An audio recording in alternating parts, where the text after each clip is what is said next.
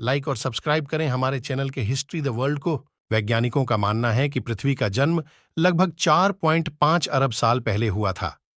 उस समय सौर मंडल एक विशाल बादल से बना था जो गैस और धूल से भरा था। इस बादल में गुरुत्वाकर्षण बल के कारण कण एक साथ इकट्ठे होने लगे और छोटे छोटे पिंड बनने लगे।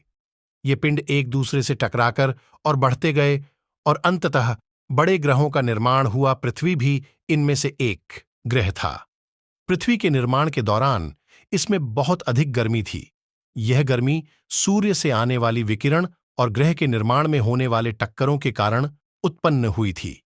इस गर्मी के कारण पृथ्वी के अंदरूनी भाग पिघल गया और एक तरल धातु का गोला बन गया। इस गोले के ऊपर एक ठोस आवरण बन गया।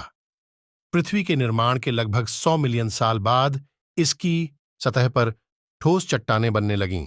इन चट्टानों के कारण पृथ्वी की सतह पर एक स्थिर वातावरण बनने लगा।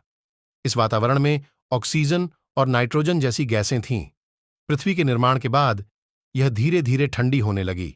लगभग 3.8 अरब साल पहले पृथ्वी की सतह पर पानी जमने लगा और महासागर बनने लगे। इस समय के बाद पृथ्वी पर जीवन की शुरुआत हुई। पृथ्वी सौरमंडल का एकमात्र ग्रह है जिस पर वायुमंडल और जल दोनों प्रचुर मात्रा में उपलब्ध हैं। पृथ्वी की इन्हीं खूबियों के चलते इस ग्रह पर अलग अलग किस्म के जीवों का जन्म हुआ है। ऐसे में पृथ्वी का जन्म और उसकी उत्पत्ति तथा पृथ्वी की संरचना के विषय में प्राचीन काल से ही मनुष्यों ने कई तरह के अनुमान लगाए हैं। आधुनिक काल में वैज्ञानिकों और विशेषज्ञों ने वैज्ञानिक प्रयोगों रेडियो कार्बन डेटिंग से यह सिद्ध कर दिया है कि पृथ्वी की आयु लगभग 4.6 अरब वर्ष है। यह अनुमान ऑस्ट्रेलिया में प्राप्त हुई अब तक की सबसे प्राचीन एक जिरकोन की चट्टान ancient zircon rock found in पृथ्वी की उत्पत्ति के संबंध में सौर नेबुला परिकल्पना द सोलर नेबुला हाइपोथेसिस के अनुसार लगभग 4.6 अरब साल पहले हमारे सौर मंडल में पृथ्वी का निर्माण गैस और धूल के एक बादल से हुआ था।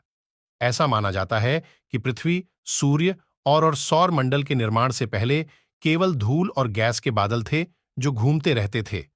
इस परिकल्पना के अनुसार प्रारंभिक ब्रह्मांड में ऊर्जा और पदार्थ का वितरण एक समान नहीं था।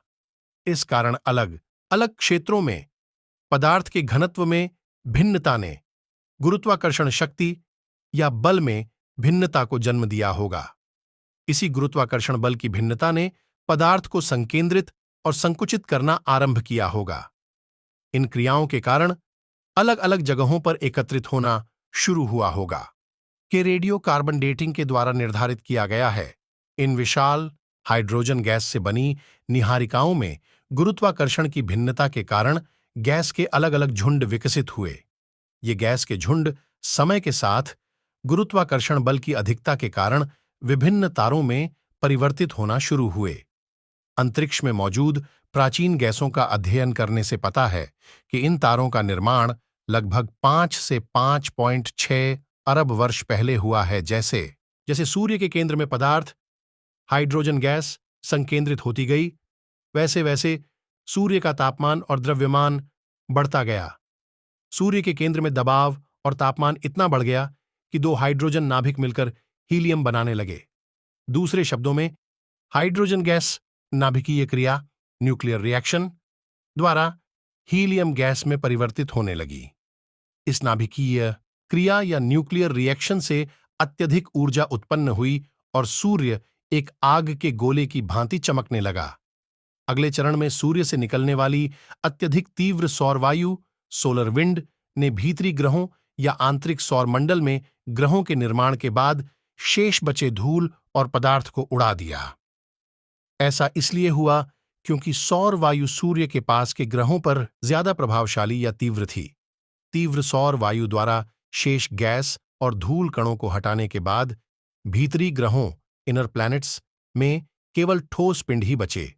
इन भीतरी ग्रहों में बुध ग्रह, शुक्र ग्रह, पृथ्वी और मंगल ग्रह शामिल हैं।